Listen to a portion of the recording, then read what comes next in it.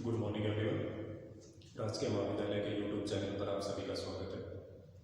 आपको EFMDC के जो हमारी बिजनेस इकोनॉमिक्स है उसका डिमांड टॉपिक्स पढ़ाया जाएगा। डिमांड लॉ ऑफ डिमांड जो हमारे सिलेबस के अंदर है उसका हम अध्ययन करेंगे। पहले हम अध्ययन करेंगे डिमांड का, फिर देखेंगे कि लॉ ऑफ डिमांड क्या होता है। तो आप नोटबुक के साथ में नोट कीजिए, हेडिंग लगाइए डिमांड, मांग किसे कहा जाता है। जैसा कि पीछे की कक्षाओं में आपने अध्ययन किया है कि अमुक व्यक्ति को उस चीज़ की आवश्यकता है, तो साधारण रूप से इसकी आवश्यकता होना या इच्छा होना उसको क्या कह दिया जाता है, साधारण बोलचाल की भाषा में उसे डिमांड बोल दिया जाता है। लेकिन इन दोनों में डिफरेंस होता है। मांग हम किसे कह सकते हैं, आपकी कोई चीज़ की प्राप्त करने की इच्छा होनी चाहिए, प्रभाव होनी इच्छा होनी चाहिए, उस चीज़ के पास आपको साधन होने चाहिए उसको खरीदने के, उन साधनों को व्यय करने की आपकी तत्परता होनी चाहिए। इनके साथ साथ एक निश्चित समय पर, एक निश्चित कीमत पर, एक निश्चित स्थान पर जब आप ये चीज़ करते हैं तब जाके ये चीज़ क्या बनती है, मांग बनती है। यानी केवल मात्र आवश्यकता या इच्छा मांग नहीं होती है। मांग के लिए 5 फैक्टर्स का उसमें होना जरूरी होता है, तब हम कह सकते हैं कि अमुक चीज़ की मांग है या डिमांड की जाए। अर्थ के रूप में देखें डिमांड तो वस्तु की वो मात्रा जो निश्चित समय पर एक निश्चित कीमत पर क्रय की जाएगी क्या कहलाती है, डिमांड कहलाती है। यानी किसी वस्तु की एक निश्चित मात्रा निश्चित समय पर निश्चित स्थान पर क्रय की जाएगी, उसे क्या कहेंगे, डिमांड कहेंगे। मांग एक तरह से क्या, प्रभावपूर्ण इच्छा है। केवल मात्र इच्छा नहीं, प्रभावपूर्ण इच्छा। आपकी प्रभावपूर्ण इच्छा होगी तभी तो आपके पास जो साधन है उसको आप त्याग करोगे, उनके त्याग करने की आपकी तत्परता होगी। अगर इच्छा प्रभावपूर्ण नहीं है तो बाकी सारी चीजें तो दरी की दरी रह जाएंगी। तो सबसे पहले क्या चाहिए, प्रभावपूर्ण इच्छा, फिर एक निश्चित मात्रा जिसको आप निश्चित समय पर निश्चित कीमत पर और निश्चित स्थान पर उसको आप क्या करेंगे, क्रय करेंगे, तो वो क्या कहलाएगी, आपकी डिमांड कहलाएगी। यानी हम कह सकते हैं कि डिमांड जो है वो फैक्टोरियल है। किसके गुणक होते हैं, कैसे बनती है ये डिमांड, किसका फैक्टोरियल है, इन सब से मिलकर बनती है। तो हम कह सकते हैं कि P A मतलब किसी A वस्तु की कीमत, P B वस्तु की कीमत, C वस्तु की कीमत, उपभोक्ता की आय, Y इज इक्वल टू आय, T स्टैंड फॉर ट्रेंड, रुचि क्या चल रही है, उपभोक्ता की रुचि क्या है, और जनसंख्या। यानी इन सब चीजों से मिलकर क्या बनता है, एक डिमांड बनती है। यानी इन सब चीजों से क्या होती है, वो डिमांड प्रभावित होती है। कई बार पूछा जाता है कि डिमांड किसका फैक्टोरियल है। हालांकि जब हम इसके आगे प्रकार पढ़ेंगे तो अलग अलग चीजों के फैक्टोरियल होंगे जिस चीज से प्रभावित हो रही है। एक समग्र रूप से हम बोले कि डिमांड किस चीज का फैक्टोरियल है, तो वो सम्मिलित वस्तुओं की कीमत, खुद की कीमत, उपभोक्ता की आय, जनसंख्या, उसकी कीमत, उसकी ट्रेंड, रुचि, इन सब चीजों क्या होती है, वो फैक्टोरियल होती है। डिमांड जो है इनका फैक्टोरियल बनती है। अब बात आती है कि मांग में और आवश्यकता में क्या फर्क है। तो किस चीज की हमें आवश्यकता है और किस चीज की हम मांग कर रहे हैं, दोनों में डिफरेंस क्या है।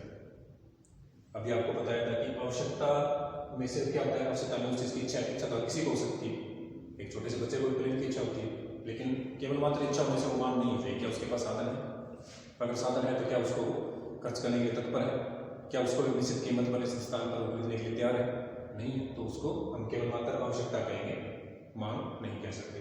तो आवश्यकता में, मांग में क्या शामिल होता है आपका, प्रभावपूर्ण इच्छा होना, व्यक्ति के पास साधन होना, उन साधनों को त्यागने की तत्परता होना, एक निश्चित कीमत होना और एक निश्चित समय पर उसको क्रय किया जाना। यानी मांग के अंदर टोटल 5 बातें शामिल होती है। अगर इन 5 बातों में से कोई भी बात अगर मिस है तब हम उसे मांग नहीं कह सकते। कई बार छोटे सवाल में आपसे पूछ लिया जाता है कि मांग में किसको शामिल नहीं किया जाता है, तो आपको पॉइंट दिए होंगे ABC करके, तो आपको उसको टिक मार्क करना है। तो क्या क्या शामिल होना चाहिए मांग में, प्रभावपूर्ण इच्छा, इच्छा के साथ साधन होने चाहिए, व्यक्ति के पास साधनों को त्याग देने क्या होनी चाहिए, तत्परता। तत्परता से यानी आप उस चीज को खरीदने के तैयार है, आप उसके बदले अपना त्याग, जो मुद्रा है आपके पास, जो वस्तु है उसको त्याग करने के लिए बिल्कुल तैयार है। वो कब होगा, जब आपकी प्रभावपूर्ण इच्छा होगी, निश्चित कीमत और निश्चित समय पर आप उसको खरीद रहे हैं, तब वो क्या कहलाएगा, मांग। तो मांग कितने से 5 चीजों से मिलकर बना, इच्छा, साधन, त्याग करने की तत्परता, निश्चित कीमत और समय। जबकि आवश्यकता में क्या होता है, आपकी इच्छा होती है, साधन भी आपके होते हैं, त्याग की तत्परता भी होती है, इससे सारी मिलकर क्या बनती है, आपकी आवश्यकता बनती है। लेकिन निश्चित समय निश्चित कीमत इसके अंदर शामिल नहीं किए जाते, ये इसमें डिफरेंस होता है। तो आपको ये चीज ध्यान में रखनी है। अब बात आती है कि मांग के प्रकार क्या क्या है। कितने प्रकार की मांग हो सकती है? मुख्य रूप से मांग के 3 प्रकार है: मूल्य मांग, प्राइस डिमांड, आय मांग, इकोनॉमिक डिमांड, इनकम डिमांड और आड़ी या तिरछी मांग, क्रॉस डिमांड। 3 तरह की मांग होती है। कुछ किताबों में आपको साथ में संयुक्त मांग दे रखी होगी, व्युत्पन्न मांग दे रखी होगी। वो मेंस के पार्ट नहीं होते, एक सब पार्ट के रूप में हम उसका अध्ययन करेंगे। पहले हम देखते हैं इन 3 को: मूल्य मांग, आय मांग और आड़ी या तिरछी मांग। मूल्य मांग क्या कहता है कि वस्तु की एक निश्चित मूल्य पे आप मांग कर रहे हैं, यानी एक निश्चित कीमत होने के कारण वस्तु की क्या की जा रही है, मांग की जा रही है, तो वो क्या कहलाएगा, मूल्य मांग कहलाएगा। ये कहता है कि बाकी फैक्टर्स का कोई इफेक्ट नहीं पड़ता, केवल मात्रा मूल्य से ही प्रभावित होती है। यानी अगर फैक्टोरियल की बात करें हम इसके अंदर, तो ये क्या कहलाता है कि जो बी है इसका फैक्टोरियल है खाली प्राइस। अभी हमने देखा था कि वो सबका फैक्टोरियल होता है, लेकिन ये क्या कहता है, मूल्य मांग क्या कहती है कि सिर्फ किसका फैक्टोरियल है, प्राइस का फैक्टोरियल होता है। यानी कि साधारण अगर उसकी बात को मान लेते हैं तो उसका जब हम मांग का अध्ययन करते हैं, मूल्य मांग के रूप में इसका क्या करते हैं, अध्ययन करते हैं। यानी निश्चित कीमत पर आप निश्चित वस्तु परचेज कर रहे हैं, और कीमत में और मांग में संबंध कैसा होता है, उल्टा होता है। किसी वस्तु की कीमत बढ़ती है तो आप क्या करेंगे, उस वस्तु को कम परचेज करेंगे। उस वस्तु की कीमत कम हो रही है तो आप उस वस्तु को क्या करेंगे, ज़्यादा परचेज करेंगे। यानी मूल्य मांग क्या कहती है कि कीमत में और मांगी की मात्रा में विपरीत संबंध होता है। यानी एक निश्चित समय अवधि के अंदर विभिन्न मूल्यों के ऊपर उपभोक्ता किसी वस्तु को खरीदने के लिए क्या रहते हैं, तैयार रहते हैं। तो क्या कहलाती है आपकी मूल्य मांग। यानी कीमत के कारण आप उस वस्तु को परचेज कर रहे हैं। ये नियम या ये जो पार्ट है मांग का, वो यही मतलब है। यानी किसी वस्तु की मांग उस वस्तु की उन मात्राओं को बताते हैं जो निश्चित समय अवधि में विभिन्न मूल्यों पर उपभोक्ता खरीदने के लिए तैयार रहते हैं। इसमें मांग को प्रभावित करने वाले अन्य घटकों को स्थिर मान लिया जाता है। यानी सिर्फ किसका फैक्टोरियल मान लिया जाता है इसके अंदर, सिर्फ हमें उसको केवल मानकर प्राइस का फैक्टोरियल मान लेते हैं। इसको एक डायग्राम के द्वारा देखते हैं। इसको देख रहे हैं मूल्य मांग।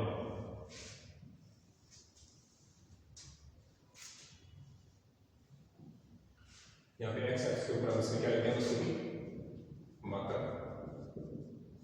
जो डिमांड की जाएगी, किसके संबंध में अध्ययन कर रहे हैं, मूल्य के संबंध में। यहाँ क्या जाएगा, वस्तु का मूल्य।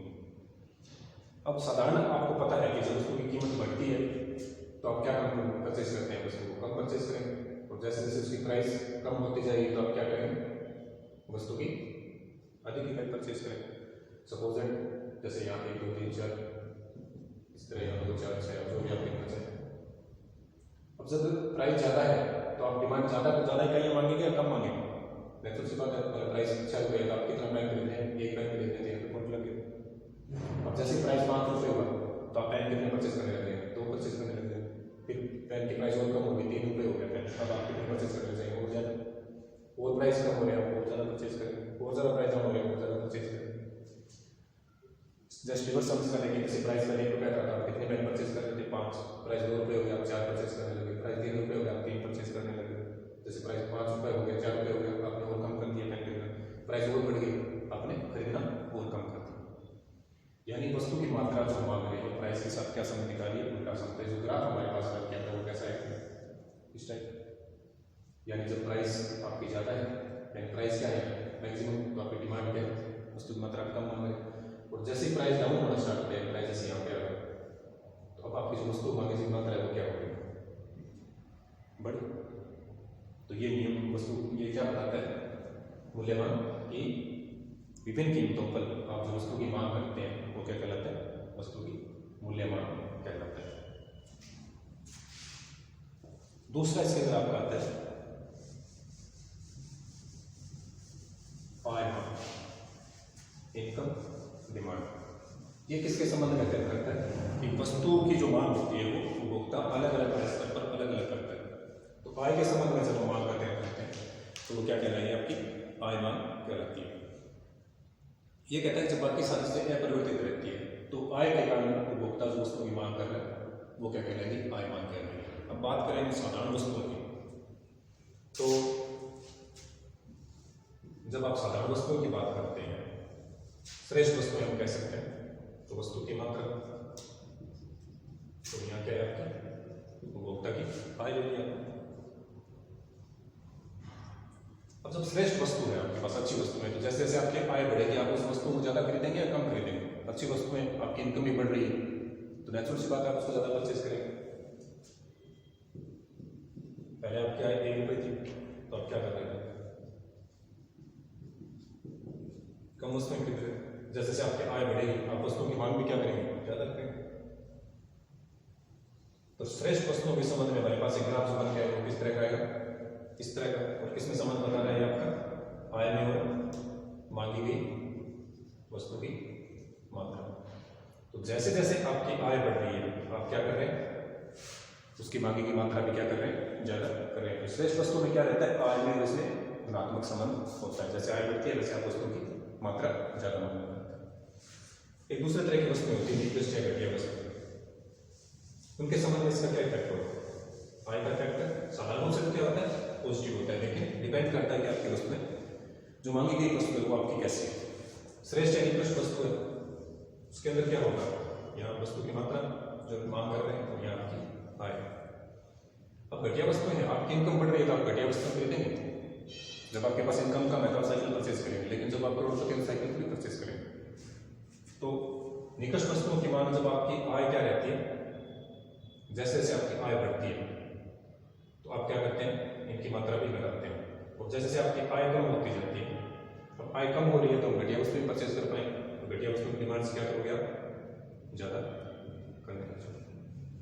आय जब ज़्यादा है तो मांगी गई वस्तु की मात्रा क्या है, कम है। जैसे ही आय आपकी कम हुई आपने मात्रा बढ़ा दी, आय और कम हो गई, घटिया वस्तु की मांग और ज़्यादा करने लगे, आय और कम हो गई, घटिया चीज़ें हम और ज़्यादा मांगेंगे। यानी जो निकृष्ट वस्तुओं के संबंध में अगर हम बात करें तो जो आपका आय वक्र बनेगा वो कैसे बनेगा, इस तरह से बनेगा।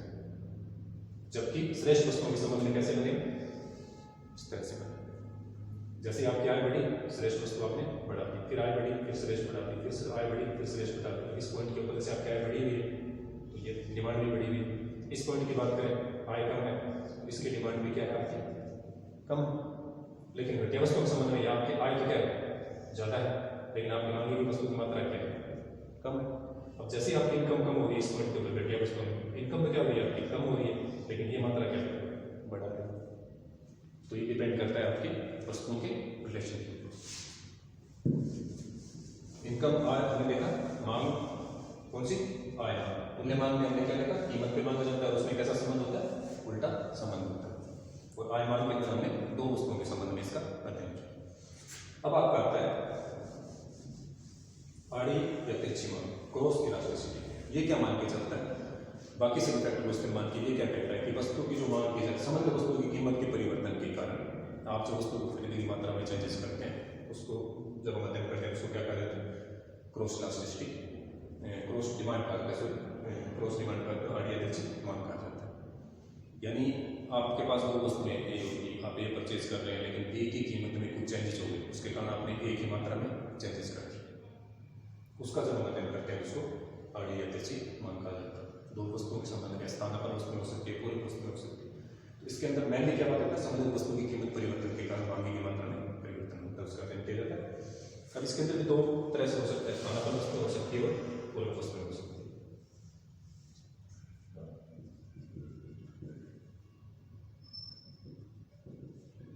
एक वस्तु बी वस्तु, हम किसका अध्ययन कर रहे हैं, दो वस्तुओं को। हम क्या कर रहे थे, यहाँ आय लेते हैं मात्रा ले रहे हैं, मूल्य मान के या मूल्य लेते हैं मात्रा ले रहे हैं, लेकिन इसमें हम क्या अध्ययन कर रहे हैं, दो वस्तुओं का अध्ययन करेंगे। वस्तुएं कैसे हो सकती है आपकी, प्रतिस्थापन और जो स्थानापन्न वस्तुएं हो सकती है। एक वस्तु की कीमत में चेंज होगा जिसके कारण आप दूसरी वस्तु की मांगे की मात्रा के अंदर आप क्या करोगे, चेंज करोगे। यानी बी वस्तु ले इसकी मात्रा में चेंज करें, इसके कारण हमारी जो ए वस्तु है उसकी प्राइस में परिवर्तन के कारण इसकी बी वस्तु की जो मांगी गई क्वांटिटी उसमें चेंज करते हैं, इसके मूल्य बढ़ेंगे घटेंगे तो इसकी मात्रा में परिवर्तन होगा। अब डिपेंड करता है कि वस्तु आपकी कैसी है, उसके आधार पर इसके क्या बनेंगे, ग्राफ बनेंगे। वस्तु कैसी हो सकती है, प्रतिस्थापन हो सकती है, पूरक वस्तुएं हो सकती है। प्रतिस्थापन वस्तुएं ऐसी होती है जो एक जगह दूसरी काम आ सकती है, यानी उसको प्रतिस्थापित किया जा सकता है। अगर हम दोनों वस्तु ऐसी है कि अगर हम इसमें एक का यूज बंद भी कर रहे हैं तो उसका कमी पूर्ति कर देगी, उसको प्रतिस्थापन वस्तु कहा जाता है। अब जब प्रतिस्थापन वस्तु है, अगर इसकी कीमत बढ़ रही है, जैसे आप बी वस्तु परचेज कर रहे हैं कि क्वालिटी के ऊपर ध्यान रखें, जैसे ही ए की कीमत बढ़ गई, तो ए की कीमत बढ़ेगी तो आप किसको ज़्यादा यूज़ करना स्टार्ट करेंगे? बी, क्योंकि बी की कीमत क्या है उतनी है और दोनों वस्तु एक जैसे आप यूज़ कर सकते हैं। तो जब ए का प्राइस बढ़ गया तो बी का यूज़ आप क्या करेंगे? ज़्यादा करना स्टार्ट करेंगे। फिर बढ़ गई ए की कीमत और आप किसको बढ़ाएंगे? बी को ही बढ़ाएंगे। एक जो ग्राफ बन के आपके पास आएगा किस तरह का है, इस तरह से ग्राफ बनेगा, इसमें प्रतिस्थापन वस्तुओं के अंदर। यहाँ क्या है, ए की कीमत बढ़ रही है तो हम क्या कर रहे हैं? बी की क्वांटिटी बढ़ा रहे हैं। फिर कीमत बढ़ गई, हमने फिर क्वांटिटी बढ़ा दी। है किसके अंदर? ये प्रतिस्थापन वस्तुओं के संबंध में, सब्स्टिट्यूटरी कुछ जो होती है उनके संबंध में ये ग्राफ आपका बनता है। यानी ए की कीमत में चेंज हो रहा है तो दूसरे की आप मात्रा बढ़ा रहे हैं। दूसरा आपका आता है पूरक वस्तुएं। पूरक वस्तुएं होती है जो एक के साथ दूसरी यूज होती है, यानी कि अकेले जो वस्तु का कोई चीज नहीं, दोनों वस्तुओं के कॉम्बिनेशन में आप उसको यूज कर सकते हैं। जैसे कि स्याही पेन हो गया, मोटर कार और पेट्रोल हो गया, यानी दोनों वस्तुएं आप एक साथ यूज करते हैं। अब इनके जब कीमत में चेंज होगा तो इसका क्या इफेक्ट पड़ेगा? यानी एक वस्तु की तो मात्रा चेंज होगी, किसके कारण? दूसरे वस्तु की मूल्य के कारण। पहले हमने अभी देखा वो कौन सी थी? प्रतिस्थापन वस्तु में। उसका इफेक्ट कैसा रहा? एक का मूल्य बढ़ रहा है, दूसरी की डिमांड या मात्रा बढ़ रही है। अब हम बात कर रहे हैं पूरक वस्तुओं। पूरक वस्तुओं के अंदर जब एक चीज का प्राइस गिरेगा तो आप दूसरे की डिमांड भी बढ़ाएंगे, और अगर एक चीज का प्राइस बढ़ेगा तो आप दूसरे की डिमांड भी घटा देंगे। जैसे कि हम ये पॉइंट लेके चलते हैं स्टार्टिंग, ये प्राइस था तो हम ये मात्रा परचेज कर रहे थे। अब जैसे ही इसका प्राइस क्या हुआ? कम हो गया। इसका प्राइस कम हुआ तो हमने दूसरी वस्तु का उपभोग बढ़ा दिया। अब जैसे ही इसका प्राइस बढ़ा तो हमने इसका उपभोग भी क्या कर दिया? कम कर दिया।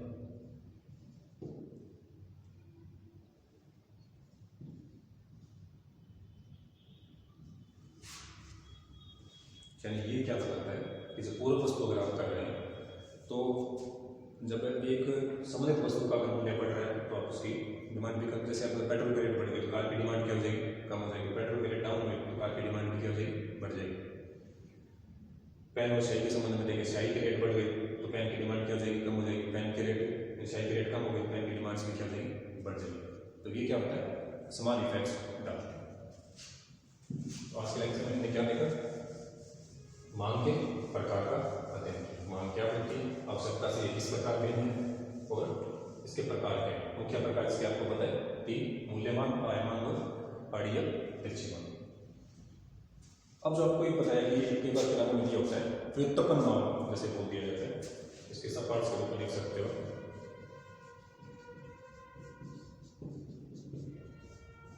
ये क्या होती है? स्वयं उत्पन्न नहीं होती लेकिन दूसरी वस्तु के कारण जनरेट हो जाती है, आवश्यकता इसकी महसूस हो जाती है दूसरे के कारण, तो उसको व्युत्पन्न मान कहा जाता है। यानी एक वस्तु की मांग है जिसके कारण दूसरी वस्तु की मांग क्या हो रही है? आपकी जनरेट हो रही है। जैसे कि आपको मकान की आवश्यकता है, उसके कारण मिस्त्री की, चूने की, ईंट की, सीमेंट की, सरिये की ये डिमांड क्रिएट हो रही है। तो एक के कारण दूसरे की मांग जब पैदा होती है उसको क्या कहा जाता है? व्युत्पन्न मांग कहा जाता है। डायरेक्ट डिमांड इसको बोला जाता है। एक आता है आपका, केवल छोटे सवाल पूछते जाते हैं, संयुक्त मांग।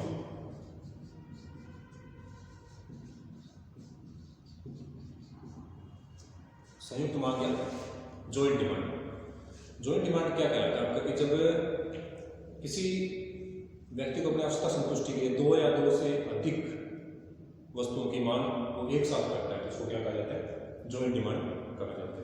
जैसे कि आपको कार है तो उसके लिए आप पेट्रोल की डिमांड कर रहे हैं, चाय के लिए आप दूध की डिमांड कर रहे हैं।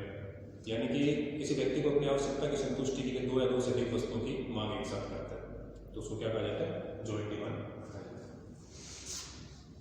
एक इसमें और आता है जो कंफ्यूज करता है, कंपोजिट डिमांड। एक होती है जॉइंट डिमांड जब 2 वस्तुओं की मांग व्यक्ति कर रहा है, अपने आवश्यकता संतुष्टि से 2 या 2 से अधिक वस्तुओं की आवश्यकता है तो वो क्या कहलाएगी? संयुक्त मांग। यानी उसकी आवश्यकता संतुष्टि के लिए उसे एक वस्तु से आवश्यकता संतुष्ट नहीं हो रही है, 2 या 2 से अधिक वस्तुएं चाहिए तो वो क्या कहलाएगी? Joint demand. कंपोजिट डिमांड के अंदर क्या होता है कि जब एक ही वस्तु से बहुत सारी आवश्यकताएं संतुष्ट हो जाती है इसलिए उस वस्तु की मांग है, वस्तु कितनी है? एक है, उससे आवश्यकताएं अलग अलग संतुष्ट हो रही है तो उसको क्या बोला जाएगा? Composite demand. और जब अपने आवश्यकता संतुष्टि के लिए 2 या 2 से अधिक वस्तुओं की आवश्यकता है तो जॉइंट। यानी वस्तुएं अधिक तो जॉइंट, और जब एक ही वस्तु अलग अलग आवश्यकताओं को संतुष्ट कर रही है तो उसको कंपोजिट या सामूहिक या मिश्रित डिमांड उसको बोला जाता है।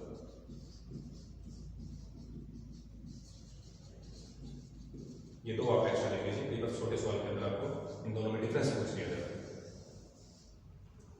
मोस्टली कम्पिटिटिव एग्जाम में ऐसे सवाल ज़्यादा पूछे जाते हैं। तो संयुक्त मांग, जब आप दो वस्तुओं की मांग कर रहे हैं आवश्यकता संतुष्टि के लिए, और कंपोजिट या सामूहिक डिमांड जब एक ही वस्तु के अंदर आवश्यकता संतुष्टि की क्षमता है, जैसे कि इलेक्ट्रिसिटी, इससे आप पंखा भी चला सकते हैं, इसी क्लास का हीटर भी चला सकते हैं, वॉशिंग मशीन चला सकते हैं, अलग अलग आवश्यकताएं आपके साथ संतुष्ट हो, तो यह आपको कहलाता है सामूहिक या कंपोजिट डिमांड। तो ये हमने डिमांड्स के टाइप्स अध्ययन कर लिए। अब हम आगे के लेक्चर में इसमें देखेंगे कि लॉ ऑफ डिमांड क्या होता है, मांग सारणी क्या होती है, मांग सूची क्या होती है, जो हम नेक्स्ट लेक्चर के अंदर अध्ययन करेंगे। आज के लिए इतना, थैंक यू।